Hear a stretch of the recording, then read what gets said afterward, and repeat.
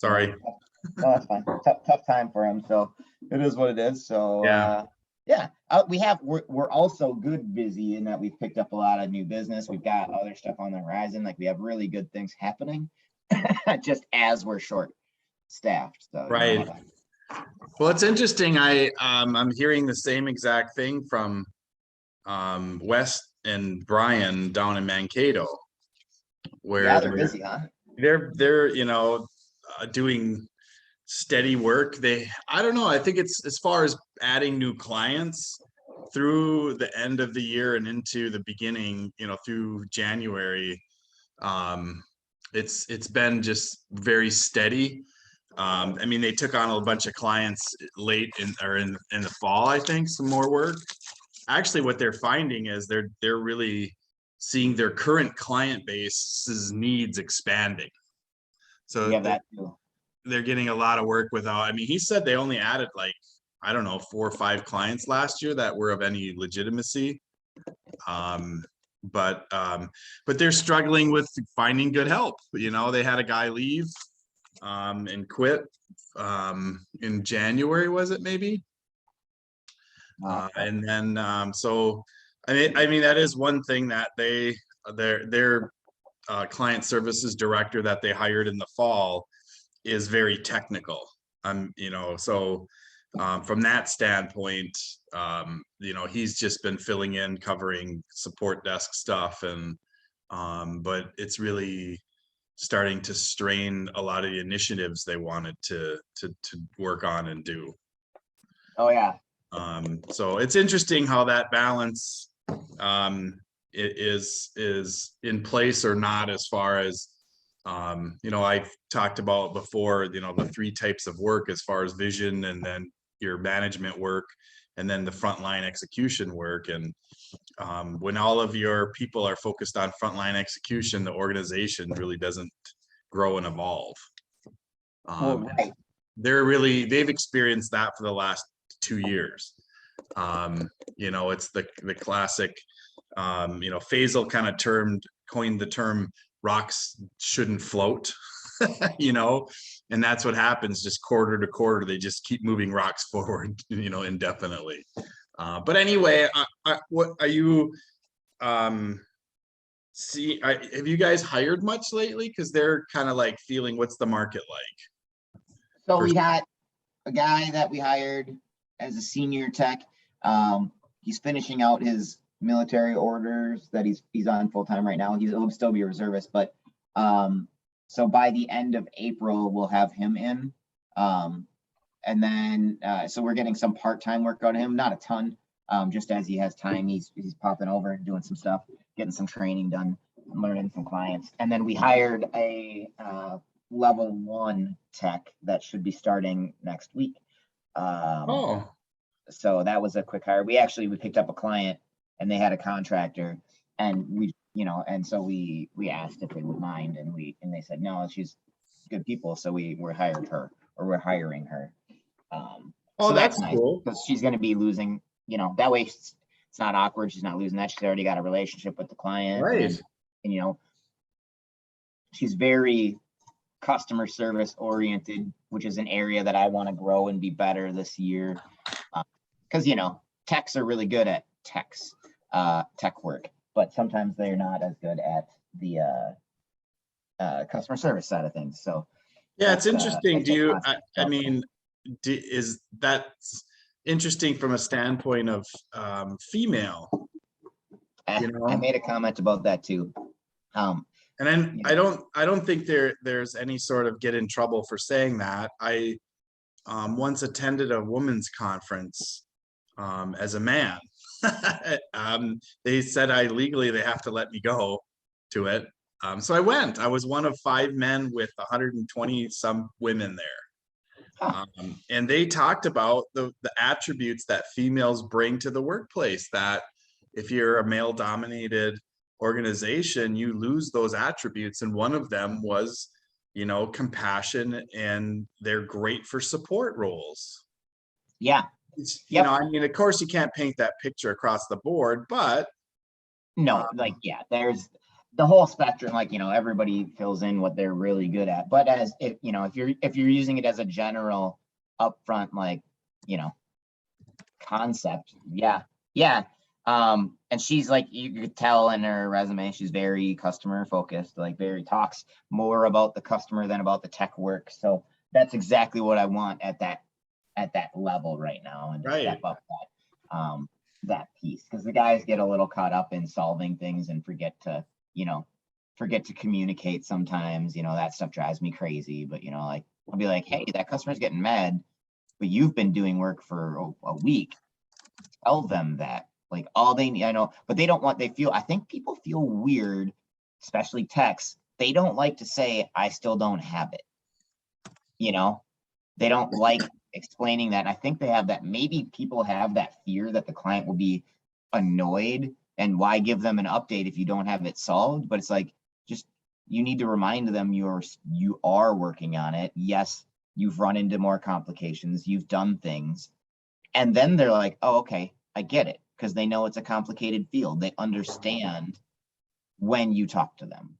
So that's what we're setting up right now. I think you could make that a defined sort of criteria in that sort of response frequency. I do. Yeah, I definitely do. So it's getting better. But there is a natural feel for it, though. You can have those, but you should kind of follow your gut if you feel like it needs to be, more information needs to be conveyed, or that you want to, I don't know, I guess, but not always. If there's, there is a point to where I feel like I want to, maybe to a fault sometimes, I don't want to give an update until I really have something worked out, or it's, at a certain point to where it's going to be more interesting for them. But for tech, that's different. I think more is better in updates. I mean, that's usually the top complaint of tech support recipients, is that we're left in the dark. Yep. Fully agree. That's what we're gonna fix this year. We're getting awesome. You did mention, though, and I wanted to bring it up. So you mentioned the hours thing. So I've done my tracker a little better now, and like, I've got it broken out. So a lot of MSPs, as far as the KPI goes, they do they like to do tech utilization. And when you do it, the big metric is always billable hours, right? But that's also what always gives a lot of contention for techs, because, they're like, oh, you expect me to do 85% of my time billable hours. I can't do that, right? Like, that's a big point of contention. But then also, you mentioned the struggle I have in my brain is that they say, oh, it should be between 60 and 85%. I think we're going to be closer down on the lower end, because we like to do, I don't know, just the way we work, the way we treat our employees. But regardless, and the rest of that time is to take care of lunch, talking to each other. I think that people tend to try to include internal projects in there too, which I think is a bit wacky. I don't know. So like, I've broken mine out where I have I have a tech utilization, I have a client tech utilization, I have an internal utilization, and I have a full utilization, so that I can see the breakdown between them. And then I can say, okay, best case scenario for us, for money, for profit, is we increase our client utilization. We're doing more for the clients, which means we're bringing on more clients, because hopefully we've got them each pretty efficient, whatever, right? But then on top of that, like, I'm going to sacrifice this internal utilization to do that. And as a small business, I think small businesses try to copy big business, right? Like, and they say, well, we need to be at this high client utilization or whatever. But it's like, as a small business, us, Mankato, right, our internal utilization should be higher, because we are growing our business. So we have more to do. As we do that and get better, our internal utilization will eventually start to come down, and our client utilization should start to come up, if we're doing a good enough job solving the issues that you have internally. So that's my thought on that. I just wanted to touch on that, because you mentioned it, and that's how I've started tracking things. That's exactly true. And you can even take that more broadly across, and including, marketing and sales efforts for an organization, if you're looking at that, where as you're a startup, and growing, maybe just beyond startup, where at startup, you're putting a shit ton of time in internal because you're figuring out your product, right? Right. You're not delivering much, but I mean, that's me for the last 8 years. I put a lot of time and energy into developing my courseware and my products, and that my courseware is my products, and a lot of time trying to promote it, and probably not. I bet you my client work time is over the past 2 years even is probably 20% of my time is actually working on client stuff. I usually like to think of it, if you look at it broadly across the categories of clients and demand creation, and internal operations. I look at the client work should be about 50% or more, maybe 55 across the organization, whether it's time or dollars spent. And then, hopefully it's, I don't know, I target 10 to 15%.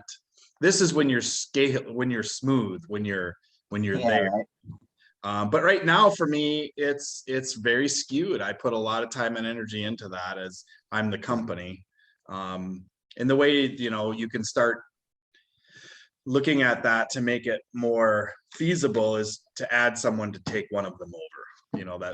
That's ultimately, I think, my goal for this year is to find somebody to take over aspects of, either internal operations or new client development. And it's interesting, in those roles of, managers and so forth, I've been, men versus women. I'm going to get myself in trouble. I'm always nervous about that conversation, but is there a generalization that women might have advantages of being managers? Anyway, something for me to noodle on. So let's jump over then, and talk about our topic today was training programs, or we like to call competency development, because we always try to have fancy terms for our stuff. Yep. So I'll let you kind of start and talk a little bit about what you're doing with Point North, and then in general terms, your philosophy around what makes a good training plan or program. Yeah, well, flexibility in a small business for sure. And it depends on what you need and what kind of training you're doing. So there's I think of it as like, it's not really this way, but I think of it as internal and external training. Yep. That's just I putting on it. Like, if we help our tech get a certification, yes, that helps us, but I think of that as external training because it's for them. Whereas if I train them how to use and central for us, right? If I train them how to use our RMM or our PSA better, I think of that as internal training because they're training specifically for our aspect of how we're doing something. Yeah. So, I use the term work process types of tasks training. Yeah, that works. So if we break those apart, internal is kind of on a as it comes basis, right? Once we get people running, because most techs are hands-on people. So I give them some upfront shotgun training when they first hire on, because they need to know a bunch of stuff, and I expect some of it to hit, some of it not, and to be readdressing some of it later. And then, depending on their role, I will increase how I'm working with them in certain things. And I do my training for that is generally giving somebody more and more responsibility in whatever thing I'm doing, right? Like the RMM, for instance, I trained myself up on it, and then I started moving Ben into it. And I was like, I want you, like, I first ask my guys all the time, like, they don't always get what they want, but I always try, like, are you interested in this thing? And when he's like, yeah, I'm like, okay, cool. I'm planning to make you my guy for this then. So in order to do that, here's how to do this. And then I start things that I was doing that I very easily could do, and I can get done faster. I've been giving to him. And he's getting better and better and better. And I'm giving him more and more and more ownership. And I feel like by giving ownership, you're giving training, as long as I'm watching for the end result. And when that's not getting to where I want it to be, then I can come back and train on why, right? So I give him, and a lot of times I'll give him my philosophy and how to do the thing up front. But I also try to give the freedom, like, do it how you want, what works for you, and we'll see what the results are. Externally, we kind of went with there's some companies do like training days, this, that, and the other. In all reality, MSPs are high intensity, high speed stuff. Small businesses are high intensity, high speed stuff. So stopping to do training days, it always sounds good, but I feel like it gives the wrong message, because what happens is, at least for me, and I think a lot of small businesses, you're like, we're going to do this thing and we want to invest in you. And then it gets canceled because a client needs something, because this happens, because this happens. So that, and every time that happens, you say, you don't matter to me, right? I don't like that. So the approach that we've taken has been, we are supportive of whatever external training you've got. If you go through, like, if you ask ahead of time, right? And then you go through a training program, we will reimburse some of the cost, or all, depending on what it is, after you've passed your certification test or whatever, right? I don't remember our exact dollar amounts. It's in our thing, but and we encourage that. If I highly encourage regularly, if you have time to take time to do studying while at work, we expect people to not do all their studying at work, because it's a certification for them, right? So yeah, we will provide some time, but we expect them to put their work in on it. I always feel like the fact that you're paying for it separately is kind of a level of compensation for their time outside of work. What do you think of that thought? Yeah, a little bit. If you want to phrase it that way, that's true. It is a little bit of compensation for that. I mean, and in all reality, like, it's encouragement for them. Yeah, that's a good way to look at it. And then as they get closer to certifications, I push them a little more on saying, hey, schedule a little bit of time during work to work on this too, because I want people to be prepared to do their test, right? So the week running up to the test, I'll give them a little, I'll know their test is coming up. I ask them to tell me. If they don't, that's on them.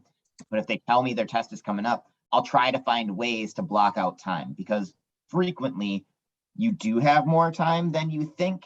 And some of those client issues that are now don't have to be, and there's a trade-off. Sometimes you're gonna, not do something awesome in order to do something better later, right? So being able to say, I have my techs are A+ certified and Network Plus or Security Plus, and them having that skill set is useful for us. So I'm okay with giving a little bit of time right up in front of the test.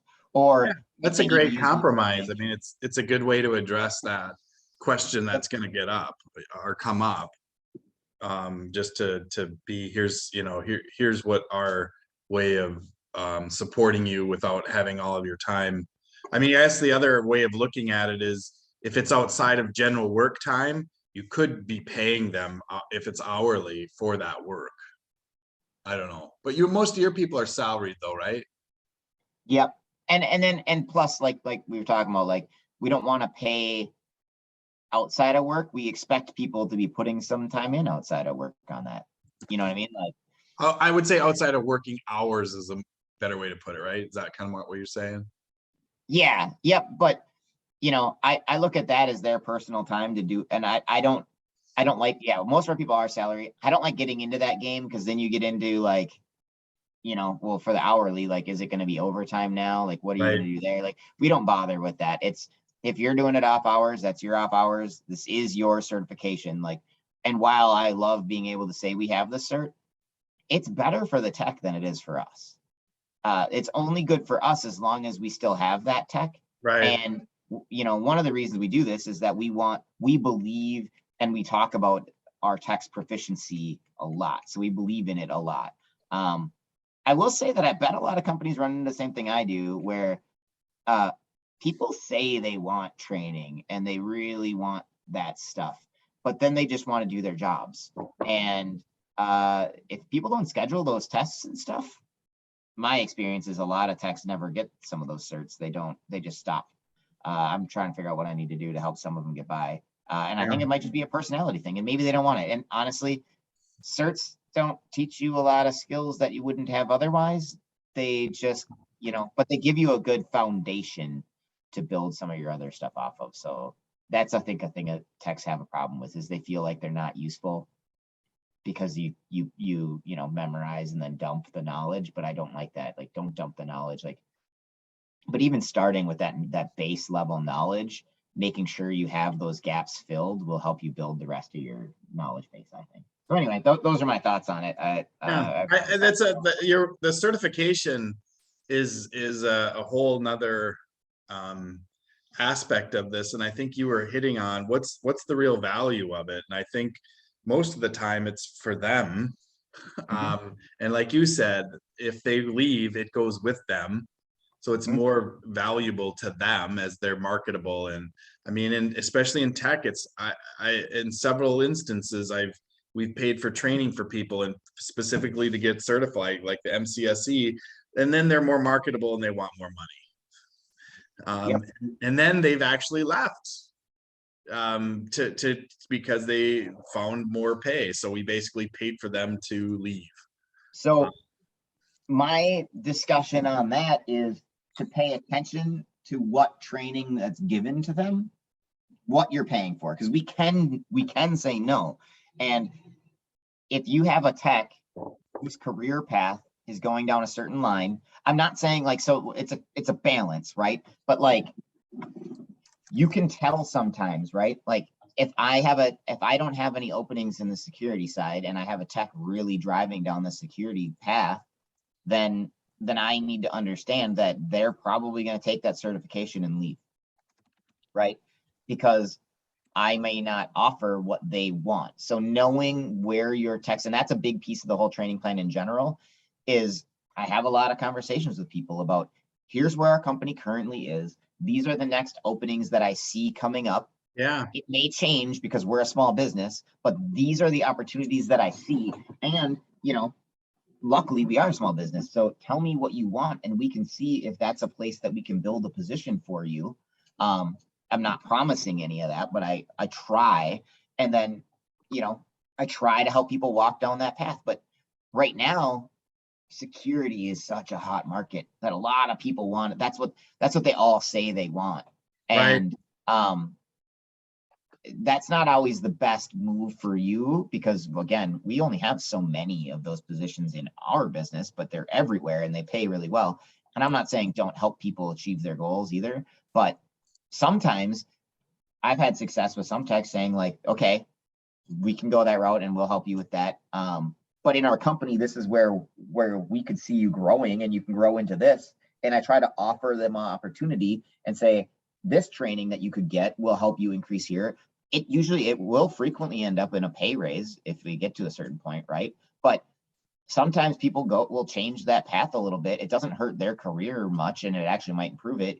And if I can improve it with them having a new place to go with us that fits where they want to go, more the better. Because a lot of the security people too, that's the thing I've had conversations too, is like, do you know what that career path is really like?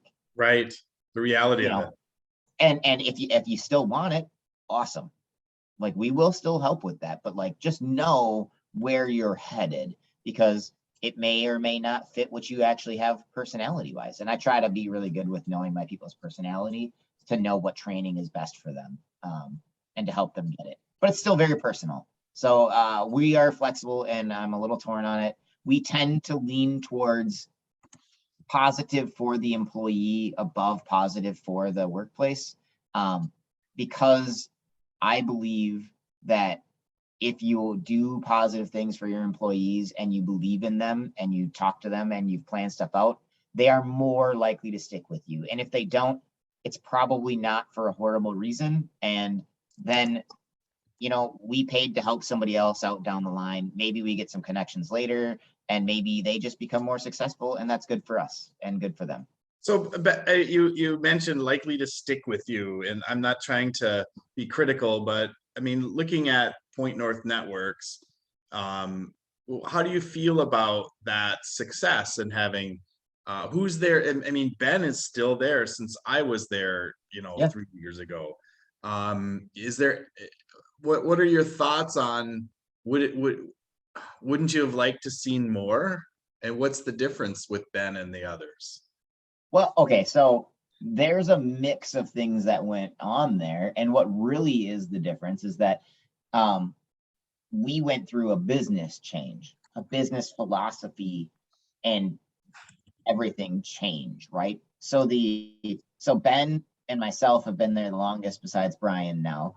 I feel very good about the people we have currently. The ones that have left, they had different career aspirations that we weren't filling. We weren't going to have positions for those any in the near future, and we changed the way we were operating, and it didn't necessarily fit the way that they wanted to work fully. And I'm not even saying that it's right or wrong for them. It was just no longer what they were used to, and so they moved on. And that was, it actually makes sense when you look at it, when you look back, is that they stuck around and helped us get to a certain point, but then they got some certifications and stuff while the company was changing, and their career aspirations were different, and then went on to those career aspirations. So the current batch we have, we brought in under a different concept moving forward, with different paths laid out for them, with that stuff being discussed ahead of time. So I think our employee turnover won't be very high anymore, right? We had those few, but again, there was a major company transition.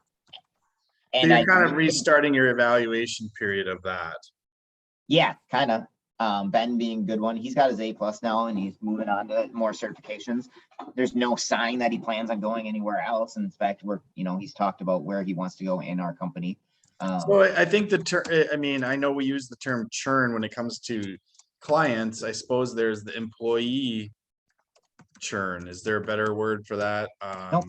That's just, it doesn't sound pretty, but that's what it is. Yeah, and I think that is a great kind of sidebar topic to training plans and competencies. Like you said, everybody wants training, especially in the IT fields, in the IT industry. And I think it's about them feeling competent, and also part of it's just like you said, it's kind of more of a psychological elevator for them, that they finished a certification or whatever. But don't you feel that some of that is about competency? Yeah. So there's a mix of that in builds their base competency. Yeah. Like those certifications, right? Like no matter how much people complain about them, I'm not a big fan of like, you need this certification, but I do. Even the A+, it's ridiculous. Everybody complains about it, right? Like, do I really need to know all this stuff? Probably not. Am I really going to use it all? No, but it builds a foundation of knowledge that you build other stuff on, and it does increase that tech's overall troubleshooting capability and competency and knowledge base on how things interact and go together, like understanding how that hardware and stuff is working, even if you're not going to do a lot with it. Right. It matters. It doesn't directly matter, but it does build that tech's competency and confidence, which comes off to clients as more competency. And in a tech, confidence is more competency, because a lot of the times the difference between a level 3 and a level 1 tech is confidence in yourself to solve the problem. Well, and that just, I'm looking at a term here of basically when it comes to the external training, specifically into certifications, to have a certification strategy, like you said, that builds on, certain aspects of it, like starting with A+, and then once you get that, and I think that would align well with the progression of their responsibilities within the organization. Yep.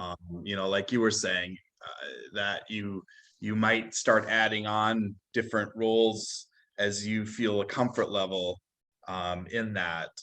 Is there anything you guys are doing now to manage like a strategic approach to their training, both internally, where I call process mastery, you know, how good they are at creating tickets and keeping the notes is, you know, process on one side of it, specifically work process stuff. And then secondarily on their capabilities within the technical realm of installation and support and those kinds of things. Are you doing anything in some sort of way of managing that? Nope. I've talked about it. I've looked at it.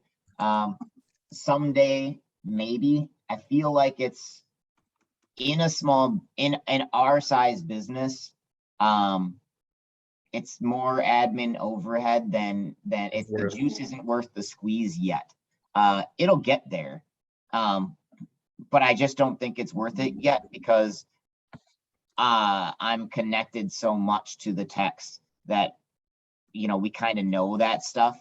But And I guess that could be part of, like, you do, are you doing one-on-ones at all, or one-to-ones? yeah, we do one-on-ones quarterly. I just don't do a full matrix of, because what really needs to happen to do that is I gotta build a lot of stuff that I just don't have the time to build to make that as good as I need it to be.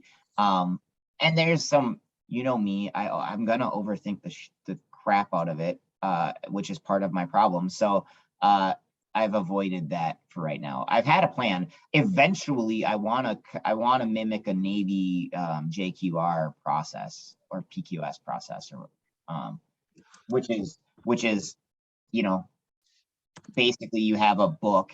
You have like 3 books or whatever of. What does PQS stand for? Personal qualification something. I don't remember. It's but basically it's a training program. It's an on-the-job training program, right? And then what you do is you learn from people how to do your job, and then you go and and somebody who is the understood expert in that area, right? It breaks up into like a bunch of different areas, and then in those areas you have a bunch of different tasks and or questions to complete, and that person, you go sit with them and you either answer their questions or you do the thing and they sign off on it. And then at the end, sometimes you could just do it like that, and then sometimes you do at the end, you actually get a board where then you get like 3 people sitting across from you asking you questions from that stuff, and then you have to answer them on the fly. I don't think I'd go that far, but the sign-off process I think would be really cool and nice. I just don't have the time to build that program yet. It's an intensive thing to do. You know what I mean? I know somebody who's got one, but anyway. Yeah. I don't know. I mean, that was the last component that we added into Trellis tools last year was that competency development aspect of it, where it's leveraging off of the task inventory that we have. And it's right now it's more focused on the work process stuff, the processes outlined and how work is executed, and where it's not as strong, but we're kind of trying to figure out how to do that, is the external stuff, you know, and the certifications. We've kind of done a workaround with that by creating a department within the hierarchy of the business unit for you know, certifications. So you know how our breakdown is department function task, we would create a function for like a certification, and then each task would be like a test. Anyway, but that's something that I'm glad that you're talking about it, because it aligns with what we're trying to create. It may not be the solution you want, but at least you're seeing the need for it. And if that's the case, then at least we're in the ballpark with it. Because you know, these meetings are these last time I thought about this was that I was talking to you about this. Is I thought about, I spent about a good week or 2 with it in my brain and reconciling the two and stuff. I just, you know, that it just didn't win in the priority right now battle. For so sure it is in my mind, and that's, yeah. and part of it was figuring out how do I make the JQS concept work with maybe a Trellis tools concept, and the task inventory and all that stuff. And the problem with our tool is that it's not good at segregating the functions out independently and individually. If you want just one part of it, it's not worth all the time and energy to get all of the underlying foundational stuff done, which is basically that task inventory. I mean, to do all of the work to get the task inventory up to date and then manage it ongoing just for like a training program doesn't make sense. But if you want a documentation tool and you want to have a way of doing role descriptions, then the compensation plan module added to it makes sense. Yep. If that makes sense at all. But anyway, you know, it's good. I always like that feedback, and at least there's a need that we've identified that's correct. Our solution may not be a good fit for everybody, but at least there's, because you know these meetings are all about validating what I do, right? That's, yeah. Accept my role as the external validation. Right, for sure. For sure. So I do have, and I thought I would share with you, I guess, is there anything else that you, you know, there is another thought I have as I'm talking through this of, you know, tying KPIs to training. And that's, I guess, kind of part of maybe a extension of your PQS thing is, all right, why are we doing this? Why are you getting this training? And is there an expectation of improvement of performance post training, that there's an actual quantifiable metric that we're going to measure before and after training is done? I probably wouldn't put that on the tech, but I think that the tie into your KPIs is being able to, one, know the starting point and the ending point, and trying to make certain improvements in your business. And is the training you're doing that?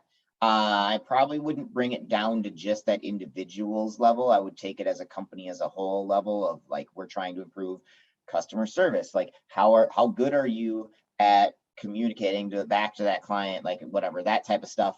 And you know, writing those, you know, which is almost a writing course, which yeah, you know, I don't know. I haven't thought much about that yet, but I would say that really that stuff all comes down to figure out at least a base level of KPIs, even if people are scared of it, even if they're wrong, at least have some data so that as you make decisions, you can come back and say, were those right or wrong? Is my data correct? Whatever. And you can start to tune in on what really going to do the right things. I had all kind of the wrong KPIs for a while. That's kind of getting into perfect world sort of, you know, yes, some that would be that they do tie, you'd like to make that, but like you said, it's kind of, you know, pick your fight at this point. Some of it's intuitive, you know, that you can see things are going better. You may not have a number for it, but you can see, hey, this person's not struggling anymore with these kinds of installations or issues, or but around this topic of tech and IT, that, you know, we're seeing a great example, I think, of the external need is in Mankato. They're trying to move this year. One of their rocks or goals is to get more into Azure, and really to start to focus their business, and I should say transition their business to cloud. You guys have kind of already done that, you know, with Brian's, that's kind of where your business started, really. Well, not fully Azure. We have some Azure capability too, but we actually have what a lot of MSPs don't, which is a private cloud. Right, right. So that's actually one of our differentiators, is we are very good with a private cloud. So we can do that, and Azure doesn't fit everybody. And a lot of the community has gone that route to fitting the Azure model, because it's very scalable and it's good for your clients, and it fits a lot of people. and we can do that too. But that private one has been a pretty good business for us because there's those edge cases and somebody has to take care of those. So Yeah, we definitely agree with that. but for them in Mankato, Mhm. they identified a market need in their strategic planning. Yep. And so there, Wes is like, yep, we've dabbled in it. I know enough about what's going on in the market to know that this is the direction. I feel they're kind of behind the curve a bit on this, but I think, I hope he doesn't listen to this. No, I think in their market, it wasn't as prevalent, in Mankato, it feels Yep. like they're a little bit behind. And so they don't have a lot of competency in this. So they have to get people trained, you can't necessarily hire that directly in right now. They have good people that they trust and that are good, workers and fit their model, and they're a good, they're loyal, and all of that kind of underlying foundational good employee stuff. So they're now having to create a training plan for them specifically to get into this new technology. Yep. And so I think that's a good example of a need for that strategy. What specifically are those things? Who's going to go? Are they going to do a kind of a blend of external into internal? I'm a huge believer in, having someone who's your subject matter expertise come in and then provide the training to the rest of the team. So it should be like a manager type person, or at least a project lead type person who's gonna be their go-to person, or their source of truth on that topic or that subject matter. But anyway, I that's something they've worked through. I think at least in the planning part of it, it's being implemented right now. But they've done a pretty good job of they found a tool that's online that manages their team. You're entering the team members in, and it has courseware, and it kind of, it's doing some of what Trellis tools does, but specifically to technology certifications. And so they're doing some, but I think that was one of the struggles we had. Now we have two tools, and I was trying to get it all into one. But like I said, I did want to share a little bit of what I typically have for, my kind of high level on competency development. And let's just do that.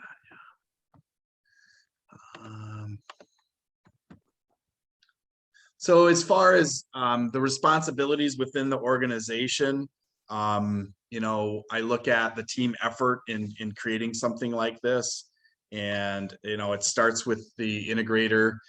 Actually, I haven't updated this slide, but it's also the, if you're calling it the general manager or whatever you call that kind of number two, but basically I feel it's the responsibility of the integrator / general manager to create the competency development strategy for the entire organization. So it starts way up at the top as far as how will the organization implement a training plan or competency development? What is the methodology and what are the solutions?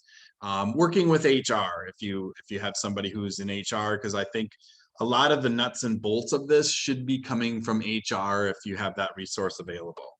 Yep. Sure. Then there's the manager role, and this is the direct oversight of frontline work. You'll see in a minute, I'm a believer in evaluating, as the first step in creating a training plan. And how you do that, I do look at the ratings of how they are, and then getting the team member approvals. This is kind of what you were talking about with, did they master it or not? So the managers are going to say, they're going to be the check off of, yes, they have developed the skill sets that allow them to be competent in that.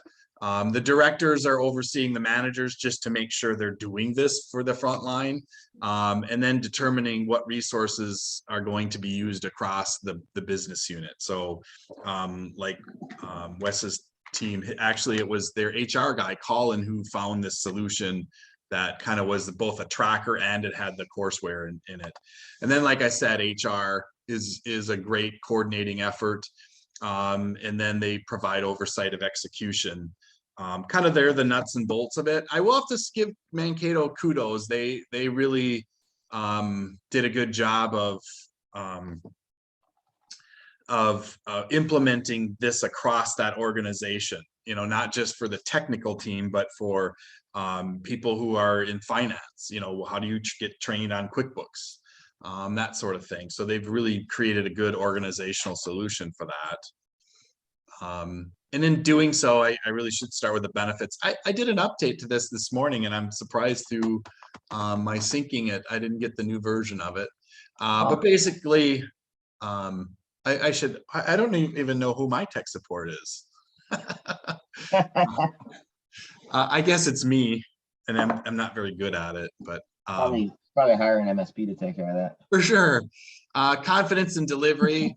And this is kind of where the more confident you have of your techs or your team members, whatever they're doing, there's a higher chance they're going to stay. I think one of the worst things you can do for an employee is to assign them responsibilities without giving them the knowledge and skill to do it. That's my definition of stress. Trusted assignments. So in the future, they can feel good about getting new and more assignments as they come to them and taking on more responsibilities. You alluded to that a bit. I think you get that consistency in delivery, especially as you create your processes around the technology that they've been trained on. I think it's step one is to get the kind of that general training, and then your subject matter expertise is going to come in and create your organization's specific implementation strategies and processes for that. As you train, your organization should be able to do more. This is along the lines of what's happening in Mankato. They're using their training as basically a way of them expanding more of what they can sell.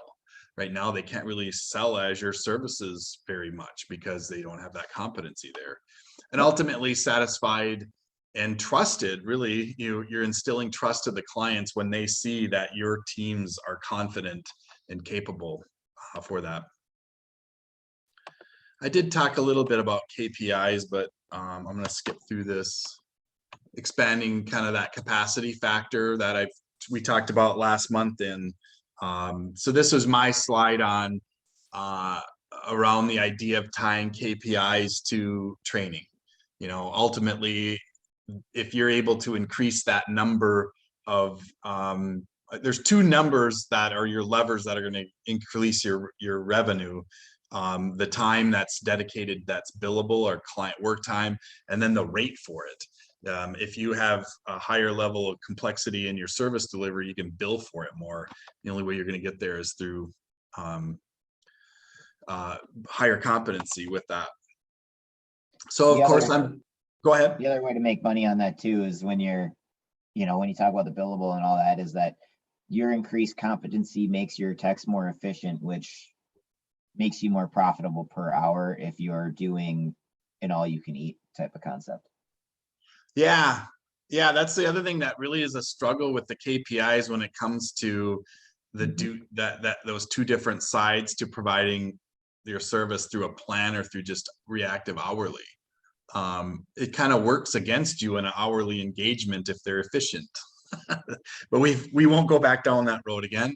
And I think that's why a lot of MSPs are moving to an all-you-can-eat plan. It's riskier, but I think it encourages automation and innovation and just being smarter. And so I think that's why you're seeing more of that all-inclusive, all-you-can-eat kind of plans. I would argue it's more stable. Yes, for sure. And I think overall, I would argue it's less risky, provided you know what you're doing, right? It's less. I would agree. Risky. And really, to that, you're trying to minimize your variables. And it also makes sense the more broad your client base is. that you may have somebody who's utilizing a ton of your time in 1 month, but you have, you know, 50 other ones that aren't. And so I think that it really, there's a critical mass there where that starts to feel more comfortable. So anyway, with solutions, I'm always a proponent of tracking and management of things. So a sound competency development solution provides clarity around who's capable of doing what. So the solution benefits the managers and directors that you have a clear picture of, you know, who can I assign to these responsibilities that, you know, these responsibilities that we present in the form of a task. And then, you know, what the solution should provide a roadmap for the team members to elevate themselves across those tasks. This I know I redid, but the elements of a competency development solution, basically task assignments. This is back to where in my structured management philosophy, all work should be accounted for in the form of a task. And then the first thing we do with that, once we have that, is assign those to the people who are responsible for execution and oversight. What are our resources as far as getting competency on that task? For us internally, it's your SOP documentation. That's what you're going to use as the tool to train those people on that. It can be just a printout of the steps and instructions of the tasks, or you can do more things with recorded screens, or even in organizations where they're actually doing physical work, video, you know, those sorts of things can play into that. This is one thing we didn't talk too much about or we did allude to it a bit, task competency definitions. This is basically skills. You know, what are the skills that are required for mastery, or for at least being competent for that task to be executed properly? And that's where we get into a task assignment ratings. And then ultimately putting all of this together into an executed training plan, which is basically an assignment of a task that's trying to get them from one rating to a next within a particular time frame. So we talked about internal and external, like you said, where I think I'm a little bit different on that though, where I'm talking about where the training is coming from, not the type of work being trained on. But they usually do go hand in hand to where the internal kind of training is more about the functions, where your manager is the one who should be providing the training, or at least a lead or a trusted lead, somebody who has mastery of those tasks. That is one of the reasons you may want to have a higher designation of that they're just competent. If they have more of a mastery, that gives them kind of the rights to train on it. External is more of that classroom or online, or just a resource with outside of the organization. All right, so this is really a slide I thought we didn't really talk too much about, and doing task assignment ratings. You know, when we were putting the module together in Trellis tools, basically that was our starting point, that once we have these tasks assigned to individual, we can have the basis to really evaluate them on that. Again, it benefits the manager in knowing across their team who's competent and what, who's capable and what. So we feel that each of these positions should be defined for each task.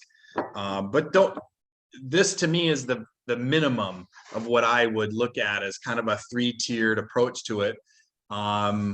And where we kind of do even use a numbering system where it's unproven and you're not sure, which is basically, no, they can't. I wouldn't assign work to somebody if we don't know if they're capable of doing or not. Competent is they can perform it independently, and we've observed that on several occasions. We were using, instead of unproven, incompetent, but I was told that's not a very good thing to say about people in their tasks. But, and then there's, like I said, the mastery, that they are kick ass at it, that they're very good at it, and they can do training on it with that. So the Trellis tools does allow for, and I'm not trying to make this a commercial for that, other than just people should pick whatever makes sense to them and how granular they need to get. Do you have any thoughts on ratings of your fields in general, not just for Point North? Yeah, those are fine. They work if that's how you like to use it. It's a good way to do it. It's slightly different than how I do it, but no, that's good. The I think the classic unproven competent mastery, that makes sense. And then just determining what that actually means. You know. Well, and it depends on my audience. If it's a small business owner who's never done a training plan, or I mean, really, this dovetails right into performance evaluations. I mean, that's really what this is first. Is we're trying to, and we do use that for one-on-ones. You know, this part is really more about the one-on-ones than it is the training plan, although you can see it really just dovetails so easily off of it. But the classic corporate one is the 5 position. And I always start at position 3 is meets expectations, right? And then one level up is exceeds expectations. One level down at 2 is does not meet expectations. And then if you go to the top, it's, I think, what is the term they use for 5? Exemplary or excellent. That's what it is. Excellent. And then 1 is poor. So you basically go from 1 to 5, and poor, does not meet expectations, meets expectations, exceeds expectations, and excellent. I feel like there's too much thought that has to go into that. If you're a small business owner and you're just getting started, I just ask, can they freaking do it or not? You know? And then if they can do it, can they do it like really well? So I feel like that's a pretty good way to look at this in a simplified manner. If you're thinking about it, often, you know, a lot of these things, people won't do it if they have to think about it too much. So that was our idea behind this. These are better. Like anything more than 3 points is silly, because people automatically don't want to say you're the worst if you have 3, because they feel bad. But by making the 0 unproven, it takes away that angst. Like, you have not done this and you're unproven in it. Fine, no big deal, right? Like, so that definitely is a preferred way to do this here, is like unproven, competent, and oh yeah, you've obviously become a master in this. Like, those are better than the other scale. Leads to people evaluating poorly because they are worried about human feelings, and this takes that out of it. And there should be no human feelings in this. Like, I never thought about it that way, but I appreciate that feedback on that. So you have alluded a bit in our discussions about getting into some of the psychology of a lot of these sorts of practices in management. And is that something that's come out of your time in the military? Do they get into that, or is that something you've discovered more recently? Some of it, it's a mix. Yeah, on the chief training side of things, we talk about stuff like that, and then some of it is just I have a natural interest in the motivations of people, and I just find it to be fascinating, and I look at that a lot, and I think about it because people are complicated, but not. And knowing that stuff, you can help people be the best they can be, and that's I think why I'm in the position I'm in. So. Yeah, I agree. I'm very interested as well in the human behavior aspect of it. You know, at the core of all of my you know, this structured management stuff is psychology. It's Elliot Jacques was a psychoanalyst, and so he applied what he knew about psychology to management solutions. And it's totally, when I read his book, I'm like, this shit makes sense. Have you ever heard of the book Brain Rules? Nope. I think that's one you should, if you're into that kind of thing, because they get actually even deeper into like chemistry, and you know, taking the psychology down to the science of what they know. I mean, they'll admit that they're really at the bottom and of really uncovering the whole brain and how it works and so forth. But anyway, so basically then systematically elevating team members' task ratings is really what a training plan to me is all about. You're identifying those unprovens and trying to get them to mastery. Determine the priority. The priority can be, it's important for their job today. So that's going to come first, versus like you alluded to a little bit, where you're going to be doing, you know, some of that assignment later. We look at the role descriptions as a whole, and then assign those. That's an interesting topic of, do you assign out the role description?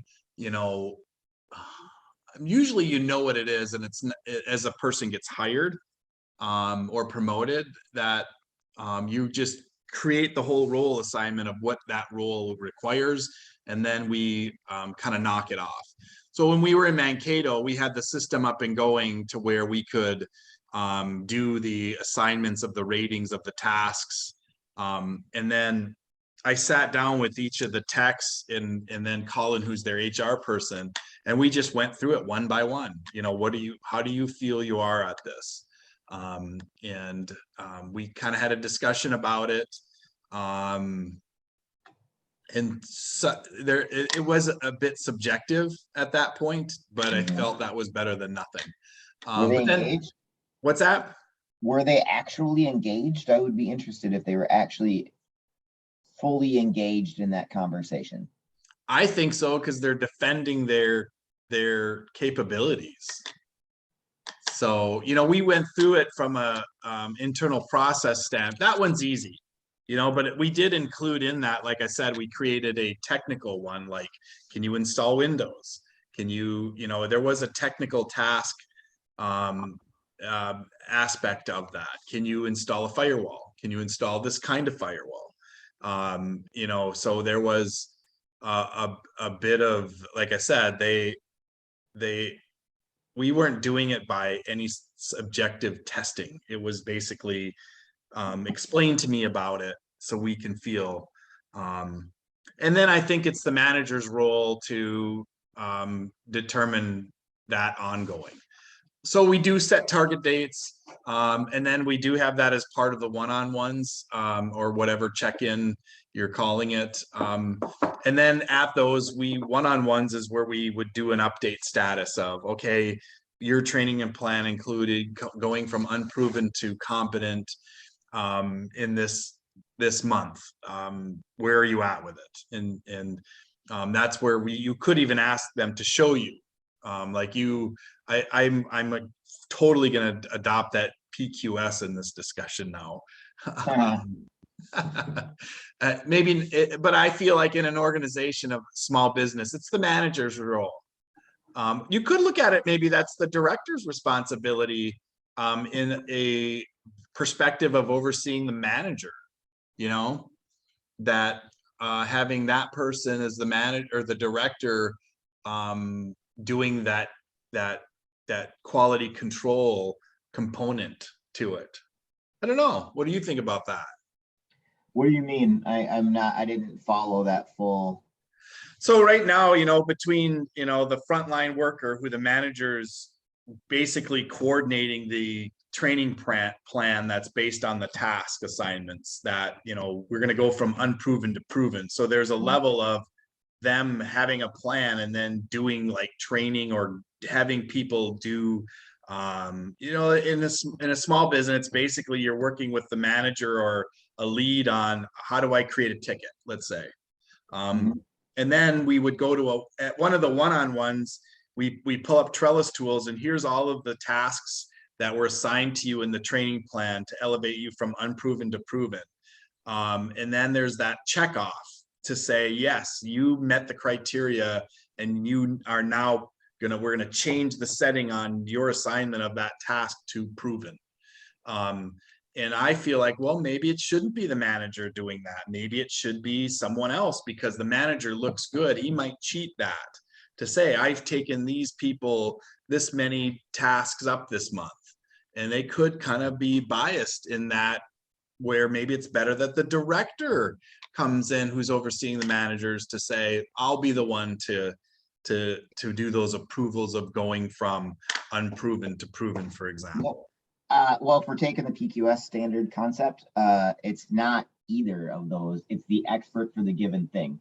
So the way you do that is like, let's say Ben is my RMM guy, and I'm having somebody train and learn how to do the RMM, and they sit down with him and they see how to do it, and then they do it with him. And then the way the Navy does it is, again, you have like the personal qualification standard, by the way. That's what it is. It's a document with a bunch of questions, and you sign off.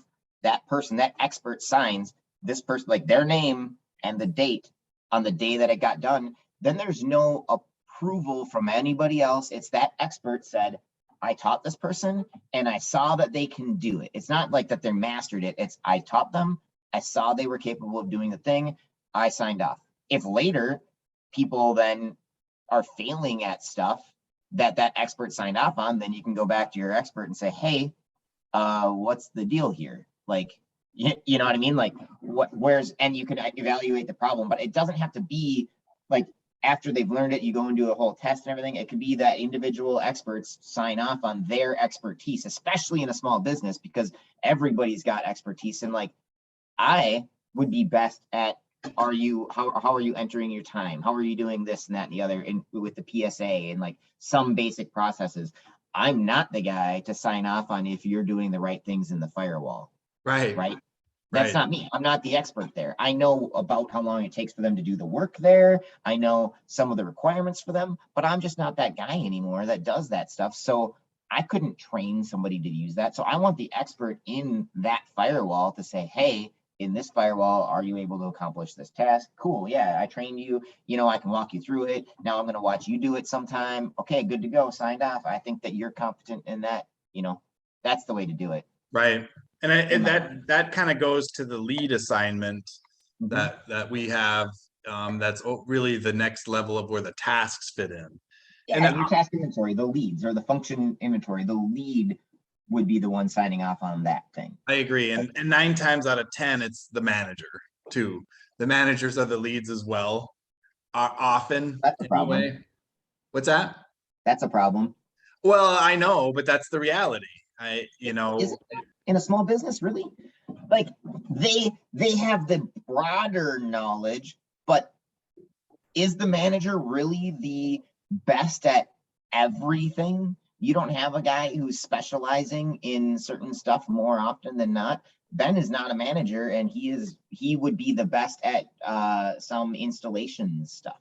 So I would say that Point North Network is a very unique organization or IT company in that you are, as the director and manager role, you're kind of doing both, or you are doing both in most of those cases. Is not doing frontline work. You would do some, but that's not. You guys have done that, and I'm commending it. Like I said, in Mankato, where they brought this new director in, he does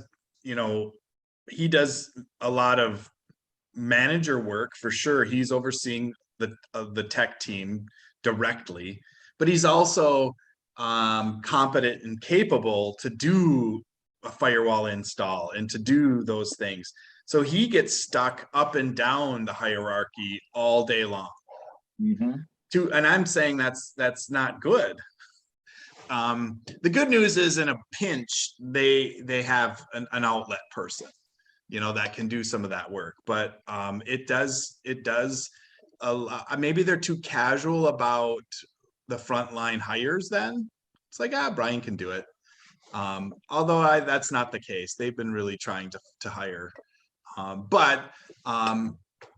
When even before Brian was there, the manager was doing a lot of the front. That's typically as you evolve and expand from, one person, two people, three people, four, that critical going from startup to you're actually building an organization. Yeah. You're doing as a business like me, I'm doing vision work, I'm doing management work and creating process and so forth, and I'm doing the work. I'm doing the client direct work for it. The next step would be for me to not hire a manager of me. I would hire a director of the other areas of the business and have them work up and down the vertical, as my way of expanding this thing. Yep. I might then, as a next step, then start looking at frontline workers so I can elevate myself up to a manager at least. So now I'm just manager and director. And then as you grow and specialize, the IT business is so perfect for that from a standpoint of the way client service is segmented so perfectly out from managed services to support to project work. That to me just smacks of great use of hierarchy and division of, subject matter. But that's kind of how you get somebody who's good at doing project and installation work, and then they're overseeing that. I would say that's definitely in IT where you have somebody who's managing the process and they're also doing the work. But go ahead. I just wanted to interrupt quick. So like I do some stuff when needed, but I think that it's a problem that a lot of technical managers, okay, so there's two problems. One, businesses don't hire managers correctly. They promote. It's fine to promote from within, but exactly the problem. You're right.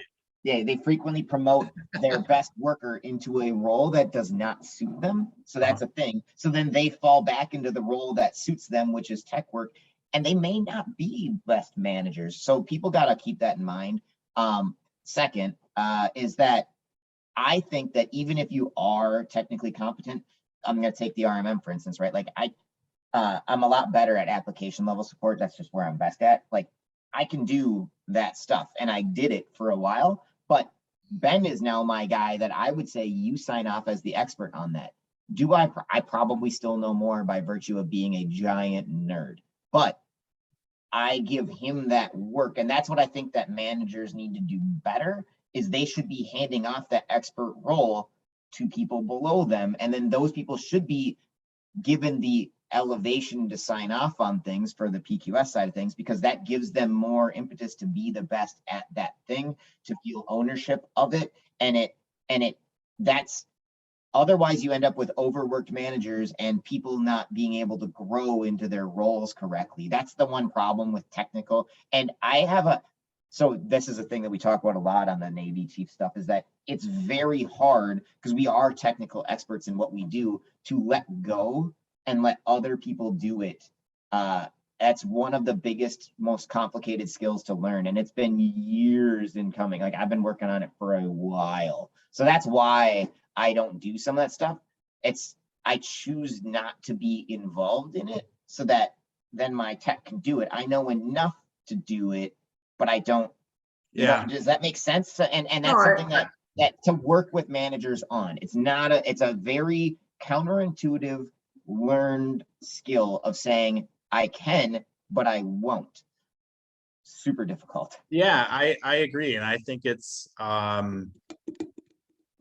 don't know. I think there's a progression in a career that will happen naturally to where, especially in tech, you burn out on the frontline work of IT, I think. And I think that's part of, if you can keep people around long enough and they get a maturity level, they want to get out of just the day-to-day task work and get into bigger oversights types of time in their day. I think no. Well, okay. So this is a bigger topic. I just want to touch on it quick. Hey, you know what? I mean, I was going to talk about next month's topic. Yeah, we could get into it more. My thought on that is that frequently we as higher ups think that people want that, and they sometimes think they do too, not knowing what that workload is. I have seen from talking to people and looking at new hires and stuff too, right? Like a lot of people get discontent in management roles because they aren't able to do hands-on. Techs like to be hands-on. So providing a path forward for people that some do want to go up the management ladder, and you can build that path and help them transition their skills that way. Some don't.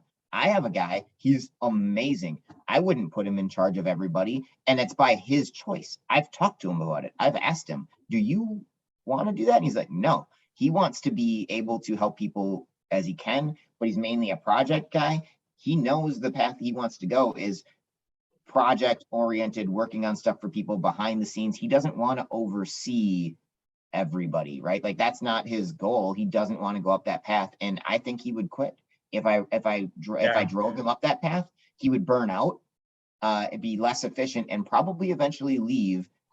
And that's a problem in America. We struggle with this. We do it a lot. We promote from the technical ranks. They think they want to do it, and there's not enough discussion on what is really required for that. There's not enough good training on how to actually deal with people, and that managing people means not being technical and letting go. I've complained to my guys before. I'm like, the other day I was getting involved in stuff and I'm like, man, I miss this. I really miss the hands-on stuff sometimes. But I like the psychology of people, so it fits. Anyway, that's a larger topic, but yeah. I mean, to that same topic, there are often business owners that start a business and they want to grow, so they add people, and they realize and recognize, wait a minute, I'm a manager now. I don't like this. And often their businesses will go back consciously and shrink it back down to where it can just be them because they don't like being a manager. Yep. So that's something that's really relevant in that from a business owner's recognizing that once you hire somebody, you are now a manager. And that's kind of we play on that in our sales and promoting of the manager's role of that. So yeah, we are getting down to 15 more minutes here. Any other thoughts or questions or anything on our topic here today? Otherwise, I want to start kind of turning towards thinking about next month. No, I think we're good to move into the next. Okay. Next stuff. And I do like the idea, just based on that quick discussion, about the topic of filling the manager role. And what does that mean? And that's, you guys take a unique perspective of, you really not unique. And I don't know if it is, but you really don't have an assignment of anybody there right now as a manager, correct? No, it's me. Right. You're doing manager work. I have the role in my sheet, and I have a progression plan to get to that, but I don't want to hire into the management role. I want to bring in somebody that I hope will then move into that role based on the skill set that they have. So that's, to me, is you bring somebody in and you get them, but you got to be very conscious of the skill set. So yes, we are kind of weird in that, like, I'm not the best fit for a manager role because I am more on the personnel side now and less on the technical side. And like you said, the manager should be more technical than I am. I'm a little focused in what I am good at technically. So yeah, we are weird in that. I don't know. I mean, Wes, they did a pretty good job, they did a director level hire first. It's something that, just to give you a little, I think this might be a little preview of kind of what I'm talking about, where you're breaking down the organization with the layers of the management team here, where at the top you have your integrator general manager person. And then you have managers who are overseeing, departments that are a split of subject matter expertise or specific disciplines across here. I mean, is it better to just, so Faisal, he doesn't believe in directors. Faisal believes that you have a strong integrator general manager who's overseeing managers into these disciplines. And then those managers are either doing the work or overseeing the frontline work. So that's one approach, and there's no, right or wrong answer. You basically, or you have the visionary person who's going to oversee one of the aspects of, or the business units. Typically it's sales or demand creation. This is how we're laid out right now, is without, like, I call myself director of operations, but really I'm the integrator role doing those areas, and Brian is the visionary doing the sales side of it with some, and the finance part of the internal operations stuff. Right. And so that, yeah, that can be broken out for sure. And that's the nature of small business, where you're going to kind of be peppered around. I would think, are you having Robin kind of she's not a general overseer of this, she's specific within these? That's a little split between me and Brian. I'd say he's more over it because there's a lot more finance stuff, and there's a lot. There's not as much. Our business is very external oriented, so there's not a lot going on in the internal operations other than like finance stuff. So, and that's what he's really tied into with her. And HR, I would think, finance and HR. The tech you're handling internal, this is internal tech, not client. Yeah, but we're a tech company, so yeah, right. Yeah. But I think that's where I would like maybe a discussion and topic for next week about generally what are these roles, and if you look at it from a standpoint of the progression of the organization, where should you be, there it is. Where should you be focusing time and energy in filling those? Oh, where's my mouse? So like this, where you have this progression of proof of concept and you're trying to grow an organization here, should you be focusing again on filling directors first and then let them oversee the frontline work as managers? Or is like the Faisal approach, to where you just have a strong general manager or head of operations type person who's overseeing the managers in that? Or he's even, we talk about, he always makes fun of people who are doing these, not makes fun of, but is critical of people who are creating unicorns in their organization. Well, that's what he is. There's not a lot of people who are competent and comfortable in fulfilling the responsibilities up and down here. Right. He doesn't do frontline work though, or he does stay away from that part of it. He kind of groups and lumps all of the oversight as one person here. But anyway, I like that topic for sure. I will kind of flesh out that a little bit more and send out an email on that. Okay. Good. I think that'll be a good fit for that. All right. Unless you have anything else, I think I'm gonna sign off here, and hopefully we can get you together. I've haven't done a lot of promoting for people to participate in this. Some people have been watching the video, I think, here and there.